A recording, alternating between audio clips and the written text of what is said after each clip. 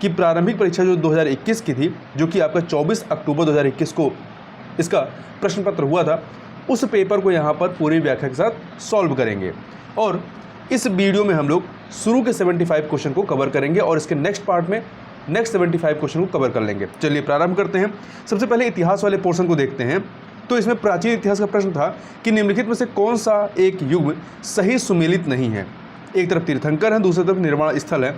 तो देखिए इसमें ऋषभनाथ का निर्वाण स्थल अष्टापद है, जबकि वासुपूज्य का निर्वाण स्थल जो है शमेध शिखर नहीं था, बल्कि इनका जो था चंपापुरी था। ठीक है, तो इसलिए बी ऑप्शन आपका सही नहीं है।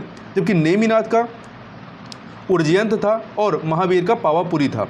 अब इसके बारे में व्याख्या देखें तो वासुपूज्य जैन धर्म के 12वें तीर्थंकर थे। इनकी माता का नाम जया देवी और पिता का नाम वसुपूज्य था। इनके शरीर का वर्ण लाल और चिन्ह भैंसा था। ठीक है, शरीर का वर्ण जो था लाल और इनका जो चिन्ह था वो भैंसा था। वासुपूज्य स्वामी का जन्म चंपापुरी के इच्छांकु वंश में कृष्ण पक्ष की चतुर्दशी को हुआ था और चंपापुरी में ही इनको निर्वाण प्राप्त हुआ था।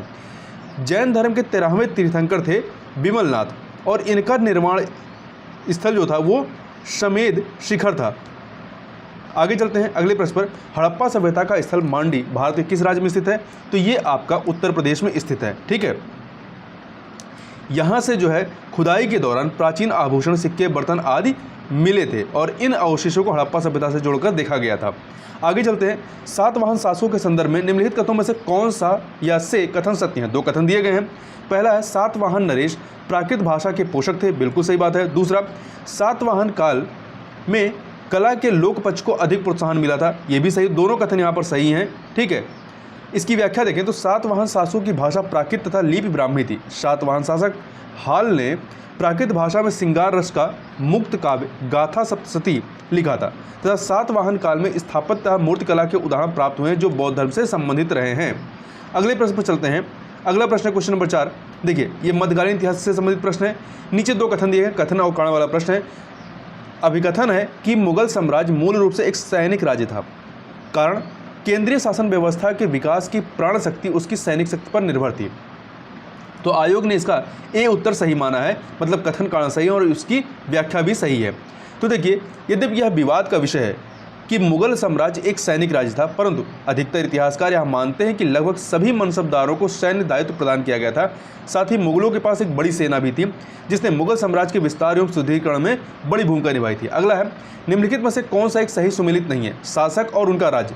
राणा हमीर मेवाड़ संबंधित थे, राणा चुंडा मारवाड़ से, मलिक राजा फारूकी खानदेश से, जबकि मलिक सरवर ख्वाजा जहां ये मालवा से नहीं बल्कि जौनपुर सल्तनत से संबंधित थे, इसलिए डी आपको सुमेलित नहीं है। देखिए जौनपुर सल्तनत उत्तर भारत में 1394 से लेकर के 1479 ईस्वी के मध्य एक स्वतंत्र इस्लामिक राज्य था। इस सल्तनत पर सरकी राजवंश का शासन था। इसकी स्थापना 1394 ईस्वी में ख्वाजा ए जहां मलिक सरवर के द्वारा की गई थी। आधुनिक इतिहास संबंधित प्रश्नों को देखें तो उस विदेशी पत्रकार का नाम बताइए जिसने धरसना साल्ट वर्कर्स पर सत्याग्रह के बारे में समाचार दिए थे। तो ये थे बेब मिलर। इसकी व्याख्या देखें तो देखिए मई 1930 में बम्बई में अमेरिका के न्यू फ्रीमैन अखबार के पत्रकार बेब मिलर ने अपनी आंखों के सामने निहत्थे सत्याग्रहियों पर नृशंस अत्याचार का सजीव वर्णन किया था। सविनय अवज्ञा आंदोलन के दौरान बम्बई में धरसना इस आंदोलन का प्रमुख केंद्र बन गया था। यहाँ पर 21 मई 1930 को सरोजिनी नायडू, इमाम साहब एवं महात्मा गांधी के पुत्र मणिलाल के नेतृत्व में लगभग 2000 कार्यकर्ताओं ने धरसना नामक कारखाने का घेराव किया था। अंग्रेजों द्वारा इन पर भीषण लाठीचार्ज किया गया था जिसके कारण 2 सत्याग्रहियों की मृत्यु हो गई थी। आगे बात करते हैं निम्नलिखित में से 1926 ईस्वी में गठित नौजवान सभा का प्रारंभिक सदस्य कौन नहीं था? तो इसमें भगत सिंह, यशपाल, छबीलदास शामिल थे, परंतु अंबिका चक्रवर्ती इसमें शामिल नहीं थे। देखिए वर्ष 1926 में लाहौर जो कि वर्तमान पाकिस्तान में है, सरदार भगत सिंह, छबीलदास एवं यशपाल ने मिलकर के नौजवान सभा की स्थापना की थी। इसका उद्देश्य भारत में मजदूर एवं किसानों का राज्य स्थापित करना था। आगे चलते हैं। निम्नलिखित विदेशी यात्रियों को उनके भारत आने के कालक्रमानुसार हमें यहाँ पर व्यवस्थित करना है। तो देखिए इसमें सबसे पहले रॉल्फ फिच हैं, फिर आपके विलियम हॉकिंस हैं, इसके बाद निकोलस डाउंटन है और सबसे लास्ट में सर थॉमस रो हैं। अब यहाँ पर देखते हैं। देखिए विलियम हॉकिंस इंग्लैंड का राजदूत था, जो अगस्त 1608 में सूरत पहुंचता है तथा अप्रैल 1609 में मुगल शासक जहांगीर के दरबार में आगरा पहुंचता है।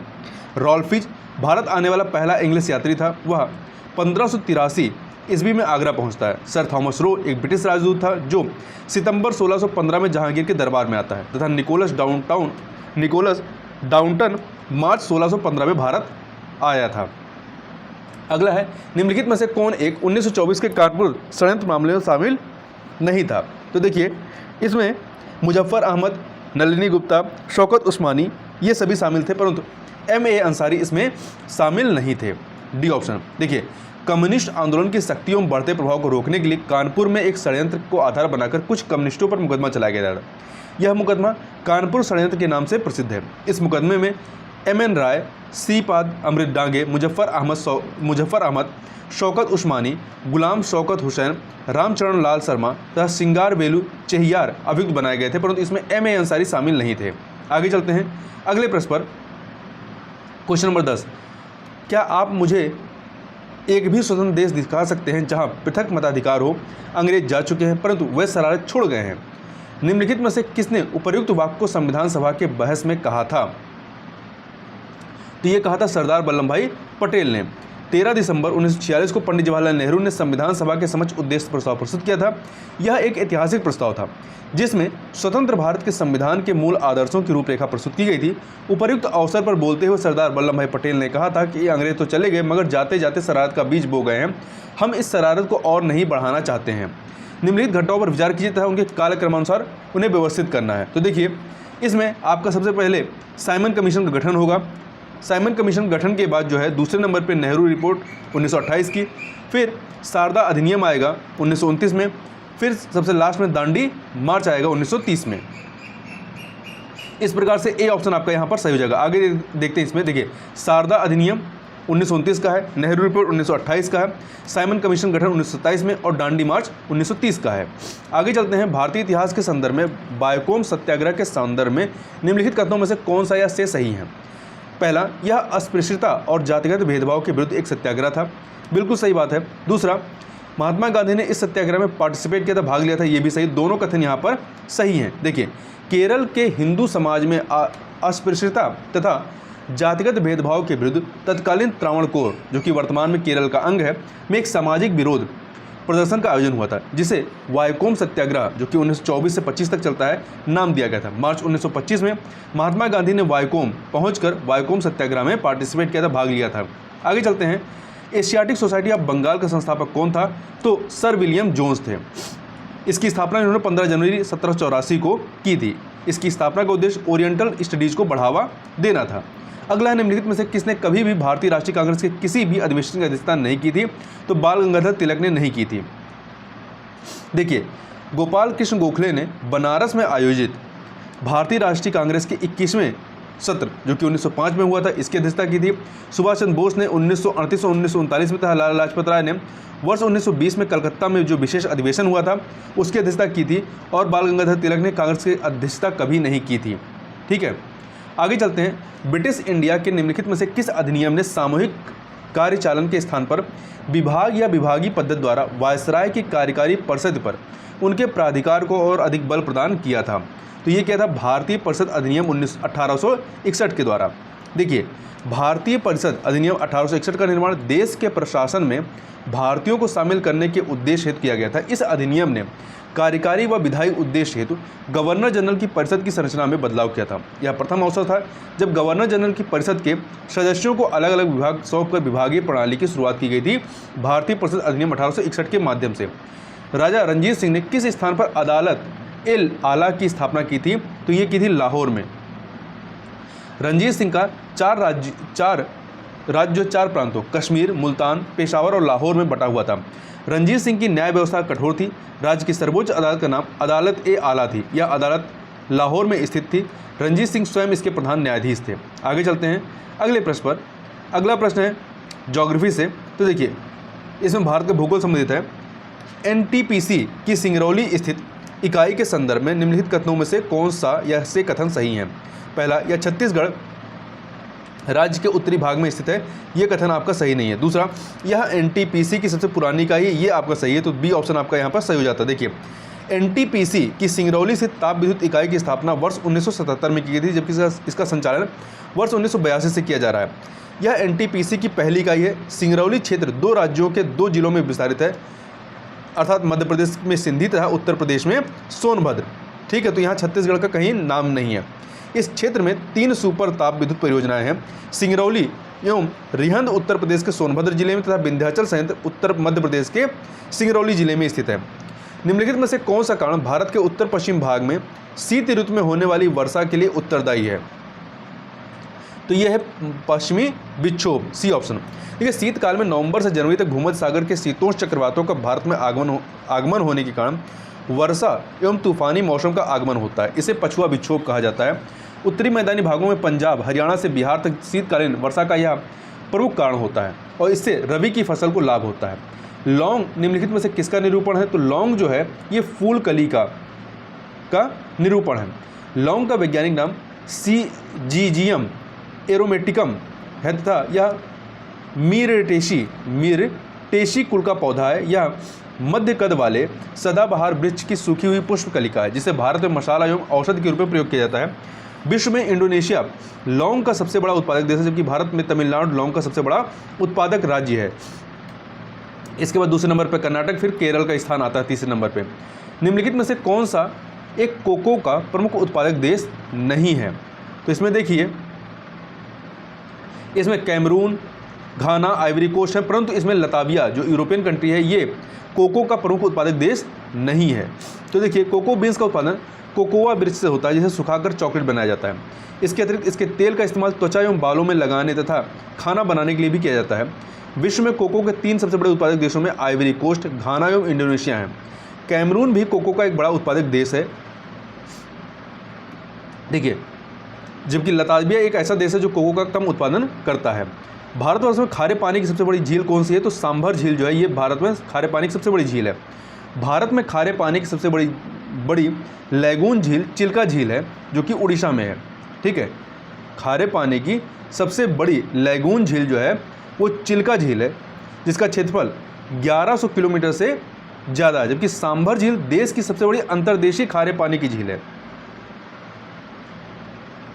उपरोक्त दोनों झील जो है रामसर सूची के अंतर्गत शामिल हैं। आगे चलते हैं। निम्नलिखित में से भारत के पूर्वी तट पर स्थित सबसे बड़ी लैगून झील कौन सी है?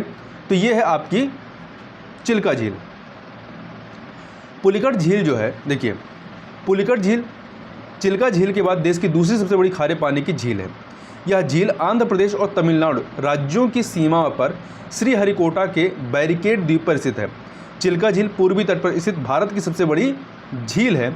यह उड़ीसा राज्य में अवस्थित है तथा जो कुलेरू झील है, कुलेरू झील यह ताजे पानी की झील है जो गोदावरी और कृष्णा नदियों के बीच अवस्थित है। आंध्र प्रदेश राज्य में स्थित एक रामसर स्थल भी है यह। ठीक है, कुलेरू। किलीबेली झील की बात करें, किली जो डी ऑप्शन में, किलीबेली झील तमिलनाडु में स्थित किलीबेली झील पुलिकट झील के बाद दक्षिण भारत की दूसरी बड़ी खारे पानी की झील है। फरवरी 2021 में सरकार ने इस झील को पक्षी अभयारण्य के रूप में अधिसूचित किया है। आगे चलते हैं। निम्नलिखित में से कौन सा सही सुमेलित नहीं है? तो देखिए, हुंडरू प्रपात स्वर्णरेखा नदी पर, चचाई प्रपात बीहड़ नदी पर, धुआंधार प्रपात नर्मदा नदी पर, परंतु बूढ़ा घाघ प्रपात जो है ये कांची नदी पर स्थित नहीं है।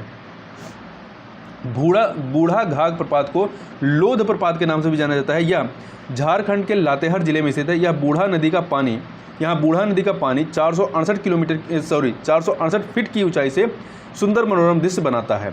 आगे चलते हैं अगले प्रश्न पर, क्वेश्चन नंबर 24 पे। देखिए, यहाँ 2 सूचियाँ दी गई हैं, इन्हें हमें सुमेलित करना है। एक तरफ प्रमुख खनिज अन्वेषक अभिकरण हैं और दूसरी तरफ जो है मुख्यालय हैं। तो देखिए, तेल व प्राकृतिक गैस आयोग कहाँ पे है? तो ये आपका नई दिल्ली में है, 4 से मिला दीजिए। खनिज अन्वेषण निगम लिमिटेड कहाँ पे है? ये नागपुर में, 3 से मिला दीजिए। राष्ट्रीय खनिज विकास निगम हैदराबाद में। राष्ट्रीय एल्युमिनियम कंपनी लिमिटेड भुवनेश्वर में, 1 से। तो 4321 अर्थात सी ऑप्शन आपके यहाँ पर सही हो जाएगा। निम्नलिखित में से कौन सी एक नदी भारतीय गंगा नदी बेसिन का हिस्सा नहीं है? तो पुनपुन नदी, अजय नदी, जलांगी नदी है, परंतु जोंक नदी इसका हिस्सा नहीं है। जोंक नदी जो है, जोंक नदी महानदी की सहायक नदी है जो भारत के उड़ीसा एवं छत्तीसगढ़ राज्यों से होकर प्रवाहित होती है। अगला है, दो सूचियाँ दी गई हैं भारत के राज्य और सबसे ऊंची चोटी के बारे में, तो इन्हें हमें सुमेलित करना है। तो देखिए, तमिलनाडु कहाँ पे है? डोडा बेटा, तमिलनाडु डोडा बेटा चोटी 4 से मिला दीजिए। राजस्थान में गुरशिखर चोटी है, 3 से मिला दीजिए। नागालैंड में आपकी शारामती चोटी है, 2 से मिला दीजिए। मध्य प्रदेश में धूपगढ़ चोटी है, 1 से मिला दीजिए। तो 4, 3, 2, 1 डी ऑप्शन आपका यहाँ पर सही हो जाएगा। आगे चलते हैं, नीचे कथन कारण वाले प्रश्न है। कथन है कि तीस्ता नदी पहले गंगा की सहायक नदी थी, आजकल वह ब्रह्मपुत्र की सहायक नदी है। सही है। कारण, नदी अपहरण हिमालय की नदियों का एक प्रमुख गुण रहा है। तो यहाँ पर आप देखेंगे कथन कारण दोनों सही है और व्याख्या भी सही हो रही है, तो ए ऑप्शन आपका सही हो जाएगा। देखिए, ऐतिहासिक रूप से तीस्ता नदी गंगा नदी प्रणाली का अंग थी और 3 अलग अलग नदियों यथा करातोया, पूर्णभाभा तथा अतराई या त्रिस्रोता के रूप में पश्चिम बंगाल के जलपाईगुड़ी से दक्षिण की ओर प्रवाहित होती थी। हालांकि 1787 ईस्वी में आई बाढ़ के पश्चात इसने अपना मार्ग बदल लिया और दक्षिण पूर्व की ओर विस्थापित होकर ब्रह्मपुत्र नदी प्रणाली में शामिल हो गई। नदी अपहरण जो है ये हिमालय की नदियों का एक प्रमुख गुण रहा है। यह एक प्राकृतिक प्रक्रम है जिस द्वारा एक प्रबल नदी अपने शीर्ष की ओर अधिक अपरदन करके अपने समीप प्रवाहित होने वाली अन्य नदी के जल को अपनी धारा में मिला लेती है। विश्व के भूगोल को देखें तो यहाँ पर 2 सूचियाँ हैं स्थान और जनजात की। इसमें बताना कौन सा युग में सुमेलित नहीं है। अलास्का में कोरियाक जनजात नहीं पाई जाती है, ठीक है, ये रूस की जनजाति है। कोरियाक जो है ये रूस की जनजाति है, ना कि अलास्का की। बोर्नियो में पुनान जनजाति पाई जाती है। अरब मरुस्थल में रुआला और स्वीडन तथा फिनलैंड में लैप्स जनजाति पाई जाती है। देखिए, ध्यान रखिए, कोरियाक जनजाति जो है ये आपका रूस और यूक्रेन दोनों जगह पे पाई जाती है। आगे चलते हैं अगले प्रश्न पर। अगला प्रश्न है, मेकांग नदी के संदर्भ में निम्नलिखित में से कौन सा या से कथन सही है? मेकांग का उद्गम तिब्बत के पठार से होता है। सही बात है। कहाँ से होता है? तिब्बत के पठार से। मेकांग का डेल्टा दक्षिण कंबोडिया में स्थित है, तो ये कथन आपका सही नहीं है। तो पहला वाला कथन यहाँ पर आपका सही है। देखिए, मेकांग डेल्टा कंबोडिया और दक्षिणी वियतनाम में स्थित है। मेकांग डेल्टा जो है कंबोडिया और दक्षिणी वियतनाम में, जहां मेकांग नदी दक्षिण चीन सागर तक पहुंचती है। यह नदी तिब्बत के पठार से निकलती है, 3000 मील प्रवाहित होकर दक्षिण चीन सागर में गिरती है। यह 6 देशों चीन, म्यांमार, लाओस, थाईलैंड, कंबोडिया तथा वियतनाम से होकर प्रवाहित होती है। यह म्यांमार, लाओस तथा लाओस, थाईलैंड के बीच अंतर्राष्ट्रीय सीमा भी बनाती है। अगला है, कौन सा युग सुमेलित नहीं है स्थानीय पवनों के नाम और स्थान में? तो देखिए, लेवेश स्पेन में, ब्रिकफिल्डर ऑस्ट्रेलिया, ब्लैक रोलर उत्तरी अमेरिका, जबकि शामल जो है ये ऑस्ट्रिया का नहीं है। शामल ऑस्ट्रिया का नहीं है, तो ये आपका सुमेलित नहीं है। शामल जो है ये एक गर्म शुष्क एवं धूप भरी हवा होती है जो इराक, ईरान और अरब प्रायद्वीप में उत्तर या उत्तर पश्चिम प्रवाहित होती है। इनकी गति 50 किलोमीटर प्रति घंटा तक होती है। नोबी और कांतो मैदान निम्नलिखित में किस देश में स्थित हैं? तो ये आपके जापान में, नोबी और कांतो जापान में स्थित हैं। देखिए, नोबी या जापान में 1800 वर्ग किलोमीटर में फैला मैदान है जो ईबी, कीशो एवं नागरा नदियों द्वारा लाए गए जलोढ़ मृदा से निर्मित है। कांतो यह जापान का सबसे बड़ा मैदानी क्षेत्र है जो मध्य होंशु, होकैंडो के बाद होंशु आता है, होंशु के कांतो क्षेत्र में 17,000 वर्ग किलोमीटर में फैला हुआ है। अगला है, इंडोनेशिया के द्वीप समूहों में पश्चिम से पूर्व की ओर सही क्रम कौन सा है? पूर्व से, तो यहाँ हमें जो क्रम बताना है वो पश्चिम से पूर्व दिशा की ओर बताना है। तो इसमें देखिए आपका सुमात्रा, जावा, बाली, लोम्बोक, ठीक है। तो देखिए, इंडोनेशिया द्वीप समूह में पश्चिम से पूर्व की दिशा की ओर जाने वाले प्रमुख द्वीप जो हैं सुमात्रा, जावा, बाली तथा लोम्बोका है। आगे चलते हैं, निम्नलिखित में से कौन सा देश काला सागर के तट पर स्थित नहीं है? काला सागर के तट पर स्थित नहीं है। तो देखिए, काला सागर के तट पर टर्की, जॉर्जिया, बुल्गारिया, परंतु सीरिया नहीं है। आगे चलते हैं, 2 सूचियां हैं ज्वालामुखी पर्वत की और किस देश में अवस्थित है, इन्हें हमें सुमेलित करना है। तो देखिए, माउंट रेनर यूएसए में 4 से मिला दीजिए। माउंट एटना इटली में 1 से। माउंट पेरिकुटिन जो है ये मैक्सिको, 2 से मिला दीजिए। और माउंट एपो जो है ये आपका फिलीपींस, 3 से मिला दीजिए। तो ये आपका विकल्प हो जाएगा 4, 1, 2, 3। बी ऑप्शन आपका यहाँ पर सही हो जाएगा। देखिए, mount Rainier USA, mount Etna Italy, mount Paricutin Mexico, mount Apo Philippines. निम्नलिखित में से कौन सा द्वीप कैरेबियन सागर में अवस्थित नहीं है? तो देखिए, मडीरा जो है ये कैरेबियन सागर में अवस्थित नहीं है। मडीरा पुर्तगाल के 2 स्वायत्त क्षेत्रों में से एक है। यह उत्तरी अटलांटिक महासागर में स्थित एक द्वीप समूह है। कहाँ पे स्थित है? उत्तरी अटलांटिक महासागर में, ना कि कैरेबियन सागर में। कैरेबियन सागर में ग्रेनाडा, मोंटसेराट और एंगुइला स्थित हैं। आगे चलते हैं। अगला है पर्यावरण संबंधित प्रश्न है, विश्व ओजोन दिवस कब मनाया जाता है? तो ये आपका 16 सितंबर को मनाया जाता है। देखिए, वर्ष 1994 को संयुक्त राष्ट्र जनरल असेंबली ने प्रतिवर्ष 16 सितंबर को विश्व ओजोन दिवस मनाए जाने का संकल्प पारित किया था। इसी तारीख को वर्ष 1987 में मॉन्ट्रियल प्रोटोकॉल पर हस्ताक्षर किया गया था, जो विश्व में सबसे ज़्यादा देशों द्वारा हस्ताक्षरित प्रोटोकॉल है। वर्ष 2021 की विश्व ओजोन दिवस की जो थीम थी वो क्या थी? Montreal Protocol keeping us our food and vaccine cool. आगे चलते हैं अगले प्रश्न पर। कार्बन क्रेडिट की अवधारणा उत्पन्न हुई कहाँ से? ये क्योटो प्रोटोकॉल से उत्पन्न होती है। Kyoto protocol. तो जलवायु परिवर्तन पर संयुक्त राष्ट्र के अंतर सरकारी पैनल IPCC ने क्योटो प्रोटोकॉल 1997 में दुनिया भर में कार्बन उत्सर्जन कम करने के लिए एक कार्बन क्रेडिट प्रस्ताव विकसित किया। क्योटो प्रोटोकॉल पर हस्ताक्षर करने वाले देशों के लिए यह बाध्यकारी प्रावधान था। कार्बन क्रेडिट एक परमिट है जो कंपनी को कार्बन डाइऑक्साइड या अन्य ग्रीन हाउस गैसों की एक निश्चित मात्रा का उत्सर्जन करने की अनुमति देती है। एक क्रेडिट 1 टन कार्बन डाइऑक्साइड के बराबर द्रव्यमान के उत्सर्जन की अनुमति देता है। नीचे कथन करने वाले प्रश्न है, तो यहाँ पे देखते हैं। कथन है कि पारिस्थितिक तंत्र के विविध अवयव आपस में एक दूसरे पर निर्भर नहीं है। तो ये गलत है, कथन गलत है, कारण मानव क्रियाओं से वातावरण प्रभावित होता है, ये सही है। तो यहाँ पर आपका डी ऑप्शन जो है वो सही हो जाएगा। ठीक है, आगे देखते हैं। 2050 के लिए नेट जीरो लक्ष्य के संदर्भ में निम्नलिखित में से कौन सा या से कथन सही है? तो देखिए, इसका अभिप्राय है कि देश को 2050 तक उसके उत्सर्जन को 0 तक नीचे लाना होगा, ये कथन गलत है। इसका अभिप्राय है किसी देश के उत्सर्जन की क्षतिपूर्ति वातावरण से ग्रीन हाउस गैसों का निराकरण तथा अवशोषण से होगी। तो यहाँ पर दूसरा वाला कथन सही है, तो बी ऑप्शन यहाँ पे आपका सही हो जाएगा। देखिए, नेट जीरो का तात्पर्य उत्पादित ग्रीन हाउस गैस की मात्रा और वातावरण से अवशोषित की गई गैस की मात्रा के बीच संतुलन होना है। वैश्विक ऊष्मन को 2050 तक 1.5 डिग्री सेल्सियस वृद्धि तक सीमित करने हेतु विश्व के वैज्ञानिकों ने नेट जीरो 2050 की अवधारणा विकसित की है। वर्ष 2015 में पेरिस पर्यावरण सम्मेलन में यह लक्ष्य तय किया गया था। अंतर्राष्ट्रीय ऊर्जा एजेंसी द्वारा ऊर्जा क्षेत्र को वर्ष 2050 तक नेट जीरो पहुँचाने हेतु एक रोडमैप तैयार किया गया है। भूटान वर्तमान में कार्बन नेगेटिव वाला देश है तथा वर्ष 2050 तक कार्बन न्यूट्रल होने का लक्ष्य रखा है। इसके अतिरिक्त ऑस्ट्रिया ने वर्ष 2040 तक, अर्जेंटीना ने 2050 तक, चीन ने 2060 तक और भारत ने 2070 तक नेट जीरो प्राप्ति का लक्ष्य रखा हुआ है। आगे चलते हैं। फ्लाई ऐश प्रदूषण होता है किससे? तो ये जो है आपका ताप विद्युत संयंत्र से यह होता है। फ्लाई ऐश वायु एवं जल प्रदूषण का एक प्रमुख कारक है। कोयला एवं लिग्नाइट पर आधारित ताप विद्युत संयंत्र इसके प्रमुख स्रोत हैं।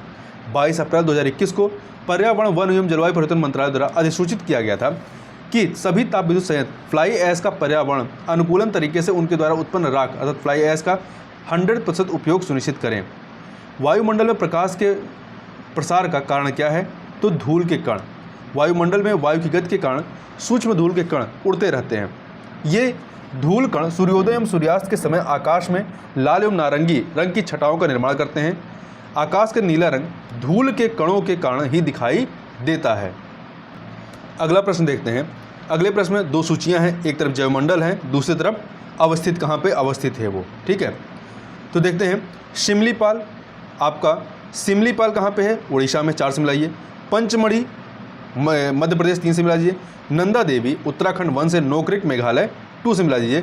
4312 अर्थात बी ऑप्शन जो है आपका वो सही हो जाएगा। आगे चलते हैं अगले प्रश्न पर। अगला प्रश्न है, एक नवीनीकृत ऊर्जा का स्रोत कौन सा है? तो ये आपका पेट्रोलियम है, जबकि सौर ऊर्जा, वायु ऊर्जा, बायोगैस ये नवीनीकृत ऊर्जा के स्रोत हैं। आगे चलते हैं। देखिए, रिंगेलमैन स्केल का प्रयोग निम्नलिखित में से किसके घनत्व के मापन के लिए होता है? तो धुएं के मापन के लिए। रिंगलमैन स्केल धुएं के वास्तविक घनत्व या अपारदर्शिता के मापन का एक पैमाना है। अगला है, निम्नलिखित में से किस वर्ष में भारत सरकार द्वारा पर्यावरण संरक्षण अधिनियम पारित किया गया था? 1986 में। बी ऑप्शन आपका यहाँ पर सही हो जाएगा। अगला है, इको पार्क। इको पार्क प्रतीक निम्नलिखित में किससे संबंधित है? तो ये जो है पर्यावरण के प्रति सुरक्षित सामग्री से इसका संबंध है। यह योजना जो है भारतीय मानक ब्यूरो द्वारा प्रशासित है। भारत में आपदा प्रबंधन के लिए राष्ट्रीय आपदा प्रबंधन डिवीजन गृह मंत्रालय में एक नोडल डिवीजन है। राष्ट्रीय आपदा प्रबंधन प्राधिकरण के पदेन अध्यक्ष कौन होते हैं? तो इसके पदेन अध्यक्ष जो है प्रधानमंत्री होते हैं। कौन होते हैं? प्रधानमंत्री होते हैं। आगे चलते हैं, विज्ञान संबंधित प्रश्नों को देखें। भौतिक विज्ञान का प्रश्न है, निम्नलिखित में से कांच का कौन सा प्रकार परावैंगनिक किरणों को काटता है? कौन सा प्रकार काटता है? तो क्रुक्स कांच जो है ये परावैंगनिक किरणों को काटता है। क्रुक्स कांच एक विशेष प्रकार का कांच होता है जिसमें शेरियम ऑक्साइड और सूर्य की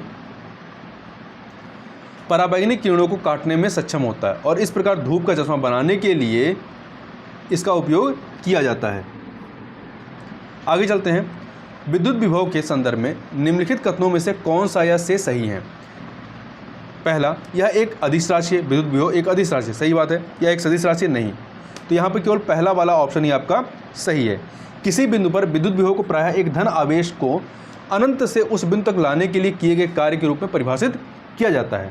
विद्युत विभव का एसआई मात्रक जूल प्रति कूलाम है। विद्युत विभव जो है एक अदिश राशि है जिसका, जबकि विद्युत क्षेत्र एक सदिश राशि है। विद्युत विभव एक अदिश राशि जबकि विद्युत क्षेत्र जो है एक सदिश राशि है। आगे चलते हैं, रसायन विज्ञान संबंधित प्रश्न है, निम्न में से कौन सा एलपीजी का मुख्य अवयव है? एलपीजी तरलीकृत petroleum gas, liquefied petroleum gas, तो यह है ब्यूटेन। ठीक है, तरलीकृत पेट्रोलियम गैस हाइड्रोकार्बन गैसों का एक ज्वलनशील मिश्रण है। इसका उपयोग खाना बनाने, रोशनी पैदा करने तथा वाहनों में ईंधन के रूप में किया जाता है। एलपीजी को अपेक्षाकृत कम दाब पर द्रव में संपीड़ित किया जाता है। आगे चलते हैं अगले प्रश्न पर, क्वेश्चन नंबर 51 पर। निम्नलिखित में से किस कण पर शून्य आवेश होता है? किस पर होता है? तो न्यूट्रिनो पर। न्यूट्रिनो जो है एक उप परमाणु कण है जो एक इलेक्ट्रॉन के समान होता है। इसमें कोई विद्युत आवेश नहीं होता है एवं बहुत कम द्रव्यमान होता है। न्यूट्रिनो ब्रह्मांड में सबसे प्रचुर मात्रा में पाए जाने वाले कणों में से एक है। नाइट्रोजन एक आवश्यक अवयव नहीं है। किसका? तो ये क्लोरोफिल का तो है, आरएनए का भी है, डीएनए का भी, परंतु कार्बोहाइड्रेट का नहीं है। तो यहाँ डी ऑप्शन सही हो जाएगा। पृथ्वी पर सबसे प्रचुर मात्रा में उपस्थित जैव अणु कार्बोहाइड्रेट है। रासायनिक दृष्टिकोण से यह कार्बन और पानी का एक संयोजन है। हालांकि सभी कार्बोहाइड्रेट में कार्बन, हाइड्रोजन, ऑक्सीजन होते हैं, किंतु कुछ ऐसे भी कार्बोहाइड्रेट हैं जिनमें नाइट्रोजन, फास्फोरस और सल्फर भी पाया जाता है। खीरे को काटकर यदि नमक डाला जाए तो निम्न से किसके कारण पानी निकलता है? तो ये परासरण के कारण पानी निकलता है। अगर हम खीरे को काटने के बाद उस पर नमक छिड़कते हैं तो परासरण की प्रक्रिया के कारण यह कुछ समय बाद पानी छोड़ता है। परासरण प्रक्रिया में नमक उच्च सांद्रता से निम्न सांद्रता की ओर जाता है। अगला है, रेडियोधर्मिता के संदर्भ में निम्नलिखित कथनों में से कौन सा या से सही है? पहला, रेडियोधर्मिता एक नाभिकीय गुण है, सही बात है। दूसरा, नाभिकीय विखंडन के सिद्धांत पर हाइड्रोजन बम बनाया गया था, नहीं, नाभिकीय संलयन के सिद्धांत पर बनाया गया था। तो पहला वाला यहाँ पे सही है, दूसरा वाला कथन आपका गलत है। अगला प्रश्न है कि निम्नलिखित में से कौन सा सही सुमेलित नहीं है? तो देखिए, सिरका में उपस्थित अम्ल एसिटिक अम्ल होता है, सही बात है। हड्डियों में उपस्थित होगी कैल्शियम फॉस्फेट होता है, ये भी सही है। वहीं अगला, दूध का खट्टा होना नाइट्रिक अम्ल की वजह से नहीं। दूध में लैक्टोज नामक शर्करा उपस्थित होता है और दूध में खट्टापन लैक्टिक अम्ल के कारण होता है, ना कि नाइट्रिक अम्ल। तो सी वाला सही नहीं है। जबकि डी, अमाशय रस में उपस्थित अम्ल कौन सा होता है? हाइड्रोक्लोरिक अम्ल होता है। आगे चलते हैं, जीव विज्ञान का प्रश्न है, रक्त में शर्करा का स्तर सामान्यतः प्रदर्शित किया जाता है किसके माध्यम से? तो मिलीग्राम प्रति डेसीलीटर के रूप में इसको प्रदर्शित किया जाता है। तो रक्त शर्करा का स्तर आमतौर पर मिलीग्राम प्रति डेसीमीटर के रूप में, जबकि ग्राम प्रति लीटर का उपयोग द्रव्यमान सांद्रता के मापन में किया जाता है तथा पार्ट्स प्रति मिलियन अर्थात पीपीएम का उपयोग एक संदूषक जैसे कि मिट्टी, छोटे कण इत्यादि की सांद्रता को मापने के लिए किया जाता है। mmHg का उपयोग शरीर में तरल पदार्थों के दबाव को मापने में किया जाता है। रक्त में निम्नलिखित में किसकी उपस्थिति कारण ब्लू बेबी सिंड्रोम होता है? किसकी उपस्थिति कारण होता है? तो मीथेमोग्लोबिन की वजह से होता है। मीथेमोग्लोबिन की वजह से यह होता है। तो देखिए, ब्लू बेबी सिंड्रोम शरीर में ये जो है आपका शरीर में ऑक्सीजन के परिवहन में रक्त की क्षमता के घटने का परिणाम होता है। पेयजल में नाइट्रेट की अधिकता इसका सबसे प्रमुख कारण है। मुख्य रूप से नवजात शिशु इस रोग से प्रभावित होते हैं। शिशु का शरीर नाइट्रेट को नाइट्राइट में बदल देता है। ये नाइट्राइट लाल रक्त कोशिकाओं में उपस्थित हीमोग्लोबिन से अभिक्रिया करके मीथोमोग्लोबिन का निर्माण करते हैं। मीथोमोग्लोबिन की अधिकता से शरीर की कोशिकाओं को पर्याप्त मात्रा में ऑक्सीजन प्राप्त नहीं होती है और यह स्थिति ब्लू बेबी सिंड्रोम है। अगला है बाटुलिज्म। ये क्या है? तो भोज्य पदार्थ से होने वाला विषैलापन बाटुलिज्म कहलाता है। खाद्य जनित बाटुलिज्म एक गंभीर बीमारी है। यह आमतौर पर दूषित खाद्य पदार्थों में बनने वाले शक्तिशाली न्यूरोटॉक्सिन बाटुलिनम विषाक्त पदार्थों के अंतर्ग्रहण से होता है। बाटुलिज्म विषाक्तता के 7 प्रकार हैं जो ए से लेकर जी तक हैं, जिनमें ए, बी, ई, एफ मानव में बाटुलिज्म का कारण बनते हैं। शेष 3 जो हैं वो अन्य स्तनधारियों एवं पक्षियों में बाटुलिज्म का कारण बनते हैं। आगे चलते हैं अगले प्रश्न पर। क्वेश्चन नंबर 59, निम्नलिखित में से कौन सा वायु प्रदूषण का सूचक नहीं है? तो देखिए, इसमें लाइकेन और मॉश ये दोनों ही वायु प्रदूषण के महत्वपूर्ण सूचक हैं, तो इसलिए यहाँ पर कोई भी सही विकल्प नहीं है। लाइकेन और मॉश दोनों वायु प्रदूषण के महत्वपूर्ण सूचक हैं। यदि वातावरण में सल्फर डाइऑक्साइड की मात्रा बढ़ जाती है तो लाइकेन समाप्त होने लगते हैं। लाइकेन कवक एवं शैवाल प्रजाति के हैं जो पेड़ों के तने एवं चट्टानों पर पाए जाते हैं। मॉश भी लाइकेन की ही बात होते हैं जो चट्टानों एवं पेड़ों की सतहों पर पाए जाते हैं। वातावरण में नाइट्रोजन की मात्रा में वृद्धि होने पर मॉश समाप्त या कम होने लगते हैं। यहाँ ध्यान रखिएगा कि जो आयोग ने विकल्प माना था वो लाइकेन को माना है। अगला है राइबोफ्लेविन की कमी से निम्न से कौन सा रोग होता है? तो इसकी वजह से चेइलोसिस, राइबोफ्लेविन की वजह से चेइलोसिस नामक रोग होता है। राइबोफ्लेविन मतलब विटामिन B2 की कमी तंत्रिका संबंधी बीमारियों, एनीमिया और हृदय रोगों से जुड़ी हुई इसकी कमी से चेइलोसिस रोग होता है, जिसमें होंठ फटने की समस्या सामान्य होती है। अगला है कौन सा सही सुमेलित नहीं है? तो देखिए, विटामिन ए संतरे में नहीं होता है। विटामिन ए जो है ये संतरे में नहीं होता है, बल्कि आपका पालक इत्यादि में होता है। विटामिन सी नींबू में होता है, सही है। विटामिन डी काट मछली का तेल में होता है, ये भी सही। विटामिन B6 धान के चोकर में होता है, ये भी सही है। देखिए, संतरा जो है ये पोषण का एक महत्वपूर्ण स्रोत है। इसमें बड़ी मात्रा में विटामिन सी, फोलेट, कैल्शियम आदि प्राप्त होता है। निम्नलिखित में से कौन सा रोग मच्छर वहित नहीं है, मच्छरों के द्वारा नहीं फैलता है? तो ये डेंगू, ज्वार, फाइलेरियासिस और मलेरिया ये मच्छर जनित है, परंतु निद्रा रोग जो है ये सीसी मक्खी के द्वारा वहित है, परंतु इसका कारण प्रोटोजोआ होता है। डेंगू, मलेरिया और फाइलेरियासिस के वाहक जो होते हैं वो मच्छर ही होते हैं। निम्नलिखित में से किस कुल के पौधे से टापा कपड़ा बनाया जाता है? तो ये मोरेशी जो कुल का पौधा होता है उससे बनाया जाता है। टापा कपड़ा बनाने हेतु शहतूत परिवार अर्थात मोरेशी के पौधों की आंतरिक छाल का उपयोग किया जाता है। इसके अतिरिक्त ब्रेड फ्रूट एवं ममाकी का भी उपयोग किया जाता है। टापा वस्त्र प्रशांत महासागर के द्वीपों में मुख्य रूप से टोंगा, समोआ और फिजी में बना एक वार्ग क्लोथ है। टम्प शब्द ताहिती और कुक द्वीप से लिया गया है, जहां कैप्टन कुक इसे इकट्ठा करने वाले और बाकी दुनिया से परिचित कराने वाले प्रथम यूरोपीय थे। आगे चलते हैं, अगला प्रश्न है फेफड़ों में गैसीय विनिमय का स्थान कहाँ पे होता है? तो ये है आपका ऑलिवियोलाई है। तो गैस विनिमय के दौरान ऑक्सीजन फेफड़ों से रक्त नली में चली जाती है, उसी समय कार्बन डाइऑक्साइड रक्त से फेफड़ों तक जाती है। यह प्रक्रिया फेफड़े में स्थित एल्वियोली एवं सूक्ष्म रक्त वाहिकाओं के नेटवर्क के बीच संपन्न होती है। अगला है सामान्य दृष्टि से निम्नलिखित में से कौन सा विटामिन आवश्यक होता है? तो रेटिनॉल विटामिन ए होता है। विटामिन ए का रासायनिक नाम रेटिनॉल होता है। यह विटामिन नेत्र ज्योति के लिए आवश्यक पोषक तत्व है। तो सामान्य दृष्टि की बात की जा रही है, ठीक है, तो उसके लिए विटामिन ए आवश्यक है। रतौंधी रोग जो है ये विटामिन ए की कमी से ही होता है। आगे चलते हैं, नीचे 2 कथन दिए, कथन कारण वाला प्रश्न है।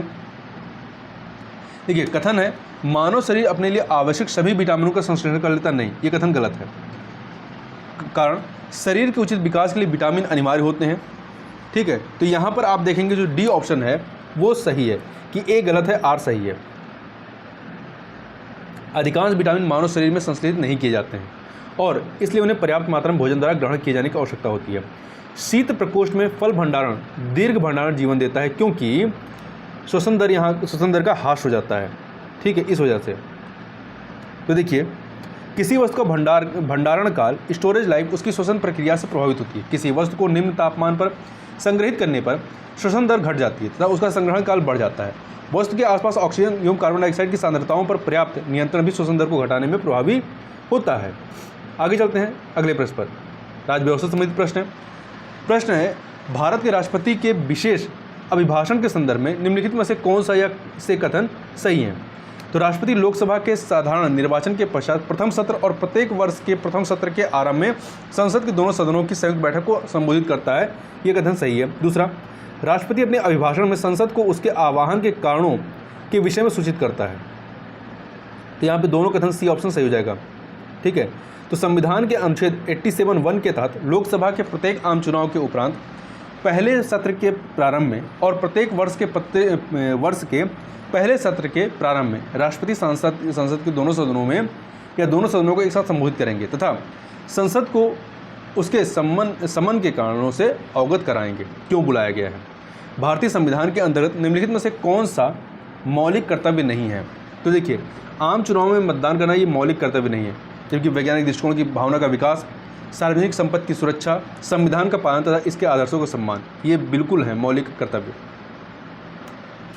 देखिए, हमारे संविधान में मौलिक कर्तव्यों की अवधारणा तत्कालीन सोवियत संघ से ली गई है।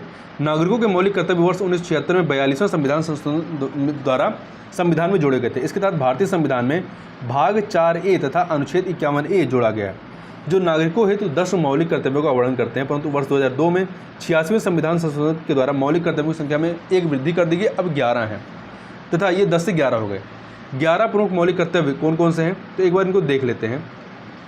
पहला, संविधान का पालन करें और उसके आदर्शों, संस्थाओं, राष्ट्रध्वज और राष्ट्रगान का आदर करें। दूसरा, स्वतंत्रता के लिए हमारे राष्ट्रीय आंदोलन को प्रेरित करने वाले उच्च आदर्शों को हृदय में संजोए रखें और उनका पालन करें। तीसरा, भारत की संप्रभुता, एकता और अखंडता की रक्षा करें और उसे अक्षुण्ण रखें। चौथा, देश की रक्षा करें और आह्वान किए जाने पर राष्ट्र की सेवा करें। पाँचवां, भारत के सभी लोगों में समरसता और समान भातृत्व की भावना का निर्माण करें, जो धर्म, भाषा और प्रदेश या वर्ग आधारित सभी भेदभाव से परे हो। ऐसी प्रथाओं का त्याग करें जो स्त्रियों के सम्मान के विरुद्ध है। अगला है छठा, हमारी सामाजिक संस्कृति की गौरवशाली परंपरा का महत्व समझें और उसका परिरक्षण करें। अगला है सातवां, प्राकृतिक पर्यावरण की जिसके अंतर्गत वन, झील, नदी और वन्यजीव हैं, रक्षा करें और उसका संवर्धन करें तथा प्राणी मात्र के प्रति दया भाव रखें। आठवां, वैज्ञानिक दृष्टिकोण, मानववाद और ज्ञानार्जन द्वारा सुधार की भावना का विकास करें। नौवां, सार्वजनिक संपत्ति को सुरक्षित रखें और हिंसा से दूर रहें। 10वां, व्यक्तिगत और सामूहिक गतिविधियों के सभी क्षेत्रों में उत्कर्ष की ओर बढ़ने का सतत प्रयास करें, जिससे राष्ट्र निरंतर बढ़ते हुए प्रयत्न और उपलब्धि की नई ऊंचाइयों को छू लें। 11वां, 6 से 14 वर्ष तक की आयु के बीच अपने बच्चों को शिक्षा के अवसर उपलब्ध कराना। यह कर्तव्य 86वें संविधान संशोधन अधिनियम 2002 के माध्यम से जोड़ा गया है। अगला है, नीचे 2 कथन दिए गए हैं। कथन का प्रश्न है, कथन है, भारत में मंत्रिपरिषद सामूहिक रूप से लोकसभा तथा राज्यसभा दोनों के प्रति उत्तरदायी होती है। नहीं, लोकसभा के प्रति उत्तरदायी होती है, न कि राज्यसभा के। बी, लोकसभा, कारण क्या है, लोकसभा और राज्यसभा दोनों के सदस्य संघीय सरकार के मंत्री बनने की पात्रता तो रखते हैं, परंतु ये उत्तरदायी लोकसभा के प्रति होता है। तो यहाँ पर पहला कथन गलत है, दूसरा वाला सही है, डी ऑप्शन सही हो जाएगा। आगे चलते हैं, निम्नलिखित में से कौन सा एक में सही सुमेलित नहीं है? प्रावधान और स्रोत की, मौलिक अधिकार संयुक्त राज्य अमेरिका से, राज्य की नीति नेतृत्व आयरलैंड से, केंद्र की अवशिष्ट शक्तियाँ जो है ये ऑस्ट्रेलिया से नहीं ली गई हैं, ये कनाडा के संविधान से ली गई हैं केंद्र की अवशिष्ट शक्तियाँ, ठीक है। जबकि आपातकालीन शक्तियाँ जर्मनी से, यहाँ पे सी वाला सही सुमेलित नहीं है। एक मजबूत केंद्र के साथ संघ का प्रावधान, केंद्र के पास अपशिष्ट शक्तियाँ, केंद्र द्वारा राज्य के राज्यपालों की नियुक्ति और सर्वोच्च न्यायालय के सलाहकार क्षेत्र अधिकार आदि कनाडा के संविधान से लिया गया है। आगे चलते हैं अगले प्रश्न पर। अगला प्रश्न है, भारतीय संसद की कार्रवाई में शून्यकाल का अर्थ क्या है? जब प्रश्नकाल के ठीक पश्चात का जो काल होता है वो आपका शून्यकाल होता है। संसद की प्रक्रिया नियम में शून्यकाल का उल्लेख नहीं है। शून्यकाल वह समय होता है जब संसद सदस्य या सांसद तत्काल सार्वजनिक महत्व के मुद्दे उठा सकते हैं। शून्यकाल के दौरान मुद्दों को उठाने के लिए सांसदों को बैठक के दिन 10 बजे से पहले अध्यक्ष या सभापति को नोटिस देना होता है। देखिए, और यह प्रश्नकाल के बाद 12 बजे शुरू होने के कारण इसे शून्यकाल की संज्ञा दी गई है। निम्नलिखित में से भारतीय संविधान का कौन सा अनुच्छेद आकस्मिकता निधि से संबंधित है? तो अनुच्छेद 267 267। भारतीय संविधान के अनुच्छेद 267 एक के तहत संसद आकस्मिकता निधि के गठन की व्यवस्था कर सकती है। ऐसी निधि में से कोई अग्रिम नहीं दिया जाएगा सिवाय ऐसे आकस्मिक व्यय की पूर्ति करने के प्रयोजन के लिए जिसका विधि द्वारा किए गए विनियोगों के अधीन संसद द्वारा प्राधिकृत किया जाना लंबित है। निम्नलिखित में से कौन सा शब्द भारतीय संविधान की प्रस्तावना में उल्लेखित नहीं है? तो इसमें देखिए, संप्रभुता, लोकतंत्रात्मक, पंथ निरपेक्ष एवं संघीय वर्ड का इस्तेमाल नहीं है। भारतीय संविधान की प्रस्तावना में शामिल महत्वपूर्ण शब्द प्रभुत्व संपन्न, समाजवादी, पंथ निरपेक्ष, लोकतांत्रिक, गणराज्य, न्याय, स्वतंत्रता, समानता, समता है या बंधुत्व। परंतु संघीय शब्द भारत के संविधान में उल्लिखित नहीं है। संविधान के अनुच्छेद 1 में संघ, यूनियन शब्द का प्रयोग किया गया, ना कि फेडरल का इस्तेमाल किया गया है। अगला है पंचायती राज पर निम्न समितियों पर विचार कीजिए, उन्हें कालक्रमानुसार व्यवस्थित करना है हमें। तो देखिए, इसमें सबसे पहले BR मेहता समिति आएगी, फिर आपका अशोक मेहता समिति आएंगे, BR मेहता, फिर अशोक मेहता, फिर आपके GKV राव समिति तीसरे, और फिर आपके LM सिंघवी समिति 4 पे आ जाएंगे। ठीक है, नहीं, चौथे पे जो है आपका जाएगा हाँ LM सिंघवी समिति। ठीक है, तो ये हो जाएगा आपका 3142। या फिर से देख लीजिए, बलवंत राय मेहता समिति जनवरी 1957 में 3 स्तरीय पंचायत व्यवस्था की सिफारिश। अशोक मेहता समिति दिसंबर 1977 2 स्तरीय पंचायत व्यवस्था की सिफारिश। LM सिंघवी समिति वर्ष 1985 नियोजन की आधारभूत इकाई जिला की सिफारिश। GKV राव समिति वर्ष 1986 पंचायत को संवैधानिक स्थिति प्रदान करने की सिफारिश की गई है। तो इस प्रकार से यहाँ पर हम लोगों ने 75 क्वेश्चन कंप्लीट किया। अब नेक्स्ट जो बचे हुए 75 क्वेश्चन है उसको हम लोग नेक्स्ट पार्ट में कवर कर देंगे। तो इस वीडियो में बस इतना ही, मिलते हैं नेक्स्ट वीडियो, तब तक के लिए बहुत बहुत धन्यवाद।